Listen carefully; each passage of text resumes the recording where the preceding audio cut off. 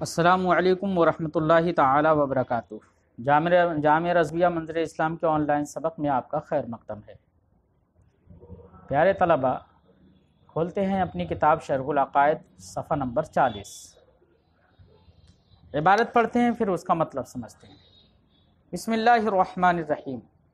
فإن قیل کون النظر مفیدا للعلم ان کان ضروریا لم یقع فیہ خلاف کما فی قولنا الواحد نصف الاثنين وإن كان نظريا يلزم إثبات النظر بالنظر وإنه دور قلنا الضروري قد يقع فيه خلاف إما لعناد أو لقصور في الإدراك فإن العقول متفاوتة بحسب الفطرة باتفاق من العلماء واستدلال من الآثار وشهادة من الأخبار والنظر قد يثبت بنظر مخصوص لا يعبر عنه بالنظر كما يقال قولنا العالم متغير وكل متغير حادث يفيد العلم بحدوث العالم بضرورة وليس ذلك بخصوصية هذا النظر بل لكونه صحيحا مقرونا بشرائطه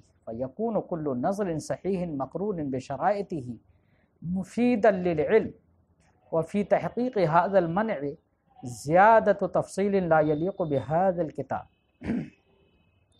پیارے بچوں، آپ نے عبارت سنی۔ ما قبل میں یہ بات چل رہی تھی کہ عقل سبب علم ہے، اور عقل کے سبب علم ہونے کا سمنیہ، ملاحدہ اور بعض فلاسفہ نے انکار کیا تھا۔ تو سمنیہ اور بعض فلاسفہ کی جانب سے ایک اعتراض یہاں پر صاحب شرح ذکر کر رہے ہیں۔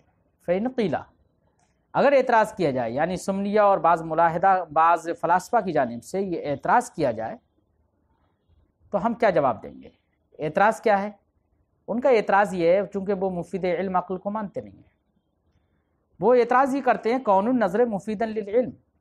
دیکھیے، نظر عقل جو ہے وہ مفید علم ہے، جیسے ہم لوگ کہتے ہیں کہ وہ مفید علم ہے، تو وہ کہتے ہیں کہ اگر آپ مفید علم مانتے ہیں تو نظر عقل سے حاصل ہونے والا جو علم ہوگا، جس علم کا افادہ نظر عقل کر رہی ہے، وہ علم بدیہی ہے یا نظری ہے؟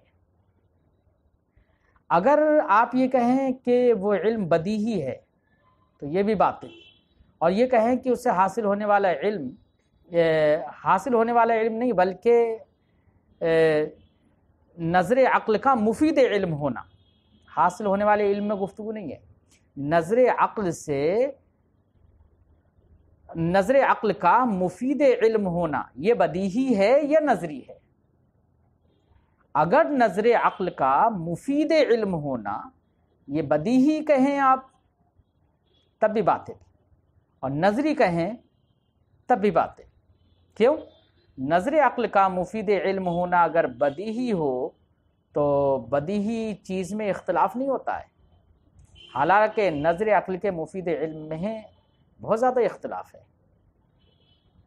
بدیہی چیز جیسے کہ ہم کہیں 2 کا آدھا 1 ہوتا ہے، یہ بالکل بدیہی ہے، اس میں کوئی اختلاف نہیں کرتا، تو بدیہی میں اختلاف نہیں ہوتا ہے، جبکہ نظر عقل کے مفید علم ہونے میں اختلاف ہے۔ تو نظر عقل کے مفید علم ہونا بدیہی ہو یہ بھی باطل ہے، یہ بھی تسلیم نہیں۔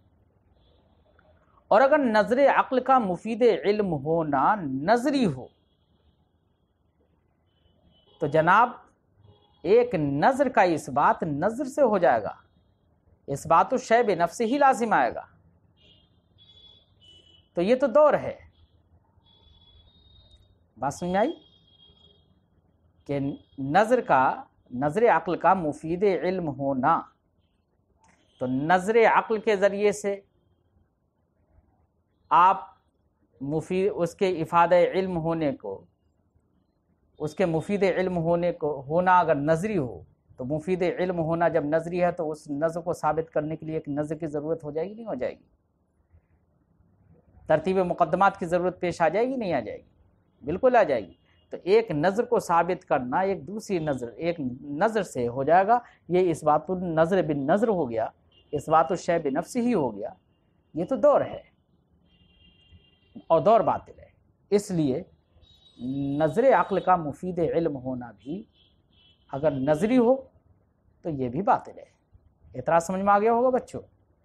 ترجمہ کرتے ہیں، فَإِنْ قِيلَ، اگر اعتراض کیا جائے کون النظر مفیدا للعلم، نظر کا مفید علم ہونا، ان کان ضروریا، اگر بدیہی ہو، لم یقع فیہ خلاف، تو اس میں اختلاف واقع نہیں ہوتا، کما فی قولنا، جیسے کہ ہمارے اس قول میں کوئی اختلاف نہیں ہے، الواحد نصف الاثنین، کیونکہ وہ بدیہی ہے۔ وَإِنْ كَانَ نَظْرِيًّا، اور اس کا مفید علم ہونا نظری ہو، یلزم اثبات النظر بالنظر، تو نظر کا اس بات نظر سے لازم آئے گا، وَإِنَّهُ دور، اور یہ دور ہے، اور دور بھی باطل ہے۔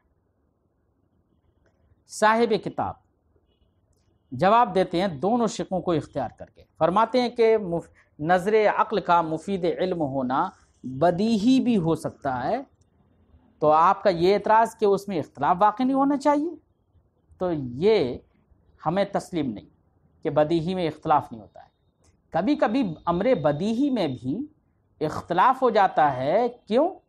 اس لیے کہ یا تو سامنے والا اختلاف کرنے والا عناد رکھتا ہے تو عناد کی وجہ سے نہیں مانتا، یا یہ ہے کہ وہ صحیح سے ادراک نہیں کر پاتا ہے، بات کو سمجھ نہیں پایا، اس لیے اختلاف کر بیٹھا، کیونکہ عقول تو متفاوت ہیں۔ ایک امر بدیہی ہے، تمام لوگوں کے لیے بدیہی ہے، لیکن ایک ناسمجھ آدمی اس کے لیے بدیہی نہیں ہے، اگرچہ وہ سب کے لیے بدیہی ہے لیکن وہ اس کا اختلاف کر بیٹھے گا، جیسے کہ سوفسطائیہ نے تمام بدیہیات میں اختلاف کر لیا۔ تو اختلاف کرنا یہ اس کے منافی نہیں ہے کہ وہ بدیہی ہو، بلکہ بدیہی شے میں بھی اختلاف ہو جاتا ہے، یا تو عناد کی وجہ سے، یا اس وجہ سے کہ ادراک میں قصور ہے، کیونکہ عقول متفاوت ہیں فطری طور پر۔ علماء اہل سنت کے نزدیک فطری طور پر ہی عقول متفاوت ہیں، الگ الگ عقلیں ہیں، ہر عقل برابر نہیں سمجھتی۔ نبی کریم صلی اللہ علیہ وسلم نے فرمایا عورتوں کے حق میں، ہن ناقصات العقل، اللہ نے فرمایا ان لم یکونا رجلین فرجل وامرأتان، یہ سب دلیلیں ہیں، یہ شاہد عدل ہیں اس بات پر کہ عقول فطری طور پر متفاوت ہیں۔ یہ اہل سنت و جماعت کا قول ہے، ورنہ معتزلہ یہاں پر فطری طور پر عقول کو متفاوت نہیں مانتے، وہ کہتے ہیں فطری طور پر عقول متفاوت نہیں ہے بلکہ یکساں ہیں۔ کیوں؟ اس لیے کہ وہ کہتے ہیں کہ تمام مکلفین جو کہ تکلیف میں سب کے سب برابر ہیں، سب مکلفین تکلیف میں برابر ہیں علی السوا، تو تکلیف کا مدار جو عقل ہے اس میں بھی سب برابر ہوں گے فطری طور پر۔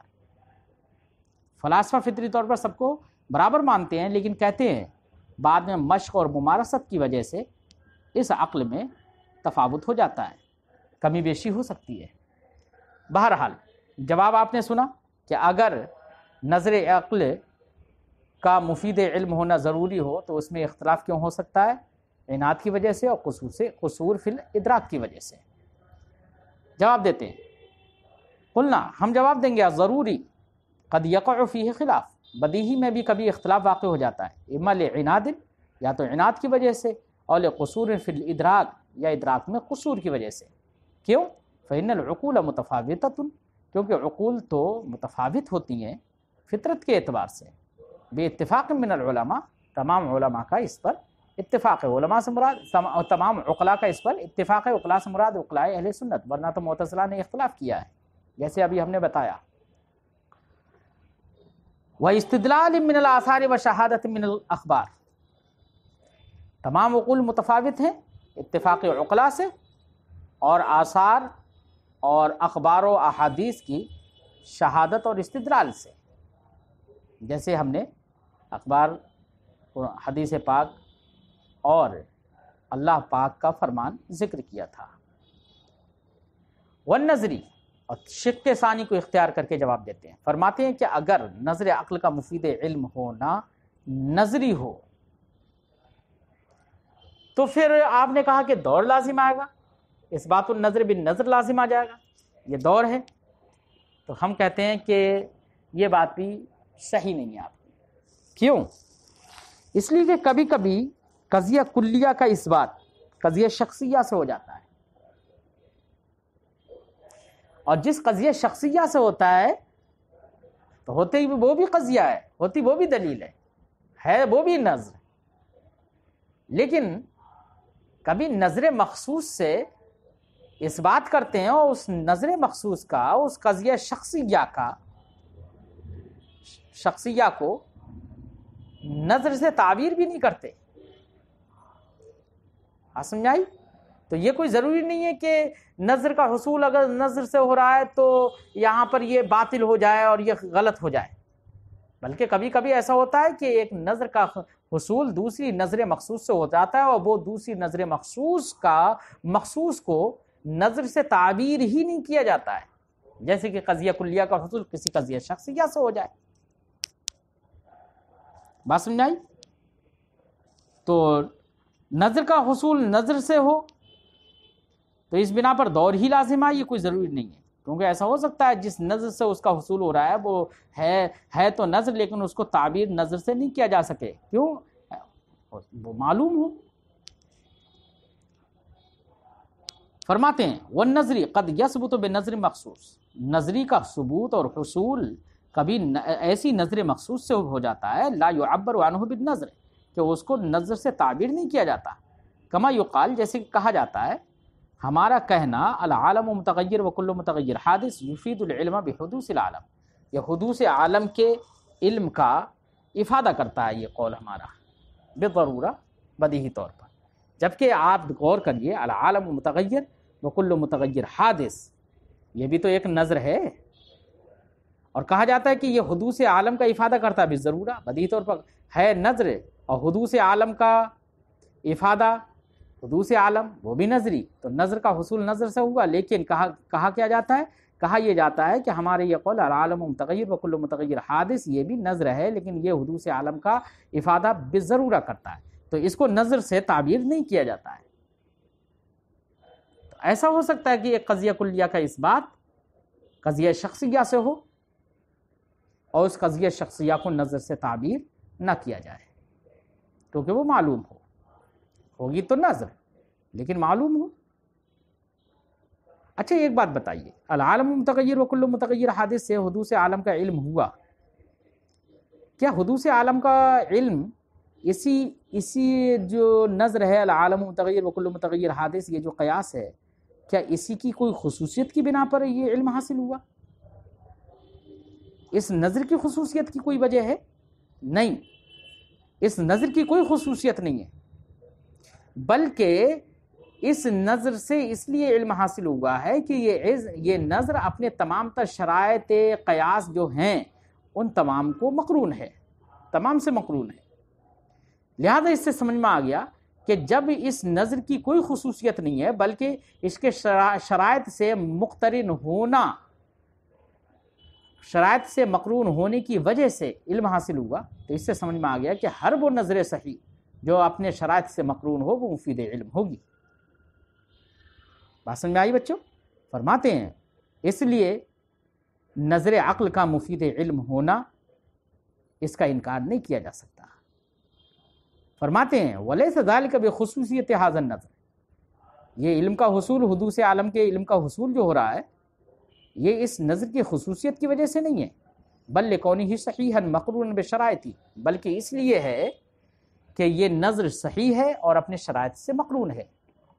فَيَكُونُ كُلُّ نَظْرٍ صَحِيحٍ مَقْرُونٍ بِشَرَائِطِهِ مُفِيدًا لِلْعِلْمِ، تو ہر نظر صحیح جو اپنے شرائط سے مقرون ہو وہ مفید علم ہوگی۔ وفی تحقیق هذا المنع، اس من اور اس اعتراض کی تحقیق میں زیادت و تفصیل، مزید تفصیل ہے، لا یلیق بهذا الکتاب، جو تفصیل اس کتاب کے لائق نہیں ہے۔ بات سمجھ میں آئی بچوں؟ وما ثبت منه بالبداہۃ فهو ضروری، اور عقل سے ثابت ہونے والا علم جو بالبداہت ثابت ہو وہ تو ضروری کہلاتا ہے۔ بات سمجھ میں آئی بچوں؟ اور اگر جو بالبداہت ثابت نہ ہو بلکہ بالاستدلال ثابت ہو تو اسے اکتسابی کہتے ہیں۔ کیا بات بیان کر رہے ہیں بچوں آگے؟ کہ عقل سبب علم ہے نا، تو عقل سے جو علم ثابت کا جو حصول ہوتا ہے عقل کے ذریعے سے، وہ علم یا تو بالبداہت حاصل ہو جاتا ہے، یعنی بالبداہت کا مطلب یعنی تفکر کی ضرورت نہیں ہوتی ہے، ترتیب مقدمات کی ضرورت نہیں ہوتی ہے، اول توجہ سے ہی حاصل ہو جاتا ہے، تھوڑا سا التفات کیا حاصل ہو گیا علم۔ تو اگر بالبداہت اس طرح سے علم حاصل ہو رہا ہے عقل کے ذریعے سے، تو وہ حاصل ہونے والا علم ضروری کہلائے گا، کہ وہ علم بدیہی اور ضروری ہے۔ بہرحال یہاں پر لفظ ضروری بول رہے ہیں تو ضروری ہی کو یاد رکھو، کیونکہ آگے اس ضروری کو لے کر کچھ بحث بھی ہونا ہے۔ تو اسے حاصل ہونے والا علم ضروری ہے، جیسے کہ مثال دے رہے ہیں ضروری کی، کل علم بأن کل الشیء اعظم من جزء، جیسے کہ اس بات کا علم کہ ہر شے کا کل اس کے جز سے بڑا ہوتا ہے۔ اس کا علم ہر ایک کو اول توجہ سے حاصل ہو جائے گا۔ مثلا وہ اعظم کا معنی سمجھ لے، کل کا مطلب سمجھ لے اور جز کا مطلب سمجھ لے، تینوں کا مطلب اگر سمجھ لیا ہے اس نے، تو یہ ادنا اور اول توجہ کے بعد ہی اس پر یہ عیاں ہو جائے گا کہ ہاں ہر شے کا کل اس کے جز سے بڑا ہوتا ہے۔ کیوں؟ کل کسے کہتے ہیں؟ سارے اجزاء کے مجموعہ کو کل کہتے ہیں، اور ان اجزاء میں سے ہر ایک جز الگ الگ جو ہوتا ہے وہ اس کا جز ہوتا ہے۔ تو سارے اجزاء کا مجموعہ کل ہوتا ہے، تو سارے اجزاء کا جہاں پر مجموعہ ہوگا تو وہ کل ہوگا، تو وہ تو بڑا ہی ہوگا بداہت۔ اور جس نے یہ کل اور جز کا مطلب نہیں سمجھا تو وہ غلطی بھی کر بیٹھتا ہے، وہ یہ بھی سوچ بیٹھتا ہے کہ ایک لنگور ہے، اس کی دم اس کے کل سے بڑی ہوتی ہے، اس کا جز اس کے کل سے بڑا ہوتا ہے۔ ایک مور ہے، اس کی دم اس کے وجود اس کے جسم سے بڑی ہوتی ہے، تو وہاں پر تو جز کل سے بڑا ہو گیا۔ یہ غلطی کیوں ہو رہی ہے؟ اس لیے کہ اس نے کل کا مطلب نہیں سمجھا تھا۔ ارے بھائی، سارے اجزاء کو ملا کر ہی تو کل ہے، تو سارے اجزاء میں تو وہ دم بھی شامل ہے، تو کل تو بڑا، اب دم بھی شامل ہے تو دم کے ساتھ کل ہے، تو اب اس کل سے بڑی ہے صرف دم، نہیں ہے بڑی۔ اس لیے اگر عقل سے حاصل ہونے والا جو علم ہے اگر بالبداہت ثابت ہو، بالبداہت کا مطلب یعنی ادنا اول توجہ سے حاصل ہو جائے، تفکر کی ضرورت نہ ہو، غور و خوض کی ضرورت نہ ہو اس میں، تو اس کو کہیں گے ضروری۔ اسی کو فرماتے ہیں وما ثبت منہ اے من العلم ثابت بالعقل، عقل سے ثابت ہونے والے علم سے جو علم بالبداہت ثابت ہو، بالبداہت کی تفسیر کر رہے ہیں اے باول التوجہ، اول توجہ سے ہو، اول توجہ کی تفسیر کر رہے ہیں من غیر احتیاج الی تفکر، یعنی غور و خوض کی ضرورت نہ ہو، فہو ضروری، تو ایسا حاصل ہونے والا بالبداہت علم ضروری ہے، جیسے کہ اس بات کا علم کہ ہر شے کا کل، کہ شے کا کل، ان کل شے، کہ شے کا کل اس کے جز سے بڑا ہوتا ہے، اعظم من جزئی، اس کا علم کیا ہے؟ بدیہی ہے۔ کیوں؟ ضروری ہے۔ فإنه بعد تصور معنی الکل والجز والاعظم، کیونکہ کل، جز اور اعظم کے معنی کا تصور کرنے کے بعد، ان کو جاننے کے بعد، لا يتوقف علی شیء، یہ کہ کل، شے کا کل اس کے جز سے بڑا ہوتا ہے، اس کا سمجھنا، اس کا جاننا کسی شے پر موقوف نہیں ہوگا۔ ومن توقف فیہ، اور جس نے اس سلسلے میں توقف کیا، اس طور سے کہ اس نے یہ خیال کر لیا ان جزء الانسان کالید مثلا قد یکون اعظم منہ، کہ جزء انسان مثال کے طور پر ہاتھ کبھی کبھی اس سے بڑا ہو جاتا ہے، یہ سمجھ لیا کسی نے، بیماری کی وجہ سے کبھی کبھی ہاتھ بڑھ جاتے ہیں، کبھی کبھی بال اتنے لمبے ہو جاتے ہیں، آدمی کے قد سے لمبے ہو جاتے ہیں، بہت ساری عورتوں کی بیماری کی وجہ سے ایسے بال ہیں کہ ان کے جسم زمین پر بھی کھچڑتے ہوئے ہوتے ہیں بال، تو ان کے پورے جسم سے بڑھ جاتے ہیں ان کے بال۔